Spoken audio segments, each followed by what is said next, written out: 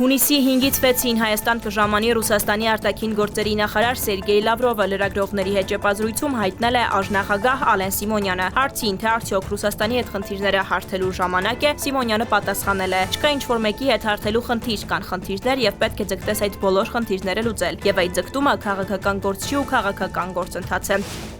ՍԱՏՄ նախկին ղեկավար Արմեն Դանիելյանը ձերբակալվել է ծառայողական լիազորություններն օգտագործելով առանձնապես խոշոր չափերի գույք հափշտակելու մեղադրանքով։ Հակակոռուպցիոն կոմիտեից Արարատ Նյուզին հայտնել են, նրա նկատմամբ կալանքը որպես խափանման միջոց կիրառելու միջնորդություն է ներկայացվել դատարան։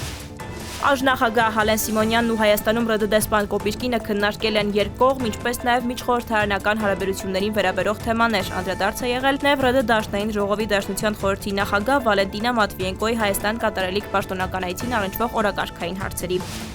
Հայաստանի պաշտպանության նախարար Սուրեն Պապիկյանի գլխավորած պատվիրակությունը մայիսի 5-ին աշխատանքային այցով մեկնել է Հունաստան, հայտնել է հայկական ռազմական գերատեսչությունը առանց այլ մանրամասներ նշելու։